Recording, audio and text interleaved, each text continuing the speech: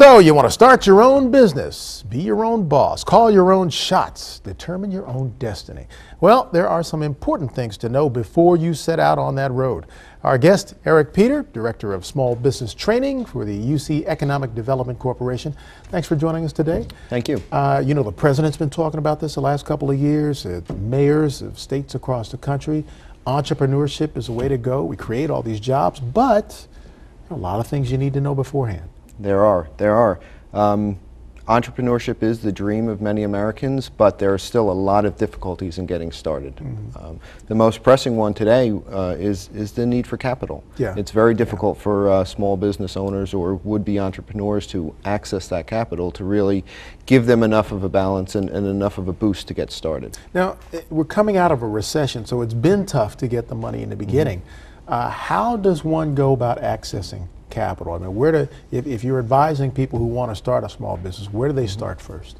Well, my goal in working with the small businesses is always to tell them to really kind of start from a hyper-local perspective. The area you're looking to start your business in, find out what resources are available right in that immediate area, because a lot of these towns are interested in bringing in good quality businesses to keep their local economies going. So they may have some incentive programs or some lending programs that can help these businesses get started. From there, expand out to your county resources, your state resources, and even the federal government as well. And we hear a lot about friends and family. That's, I guess, the first stop. Yeah, it is, unfortunately, but a lot of times you do need to bring a lot to the table, and sometimes friends and family are the best and only resource to get you started. And sure, an investor wants to know you've got skin in the game, so that's correct. That's part of it. Once you get beyond that, let's say you've got a little pot of money and you want to make an investment. Is the bank the best place to go, or do you seek out private investors? It depends what you're looking for, really. Private investors have their own set of rules and what they want from an investment, and a lot of the traditional small businesses don't fit that model. Private investors want a high return. They want, to basically make their money and get out and move on to their next project. So if your business can't really provide or generate that level of revenues that's interesting to them, they may not even be an option for you. Right. So let's talk about the essentials. 5 basic things people need to know before they even step out there. We work a lot with small businesses, and we try to focus on the assessment phase, because entrepreneurship, as you know, is a very passionate type of business. You really get excited about your ideas. You want to jump in whole hog.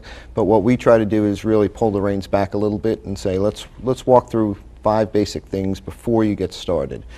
Number 1, they are your personal readiness. A lot of people just aren't at the right stage of their life, or they don't have, the personal resources or support from family, friends, or people that rely on them to make the venture work. So we always want to make sure that that's tied in with their personal finances as well. If you don't have a financial situation that you might be, can sustain you through some tough times in your business, it's probably not the best time for you to do that. The second item of the assessment we look at is the idea. What spurred the idea on? Where did it come from? Is it a knee-jerk reaction? Are you getting caught up in a fad? Is it something where, I just want out of my current situation, so I'm going to try something new? So we really want to focus in on what brought that idea about, and is it a solid one that will meet your personal needs? Is that widget going to work, and is there a market for it? That's correct. Well, that's a perfect lead-in, because the third phase is the market. Yes, you might have the best idea, and to you it makes perfect sense and is attractive, but is there really enough of a market for this type of product where you're looking to launch it to make that successful and meet your financial goals? The third is your organization.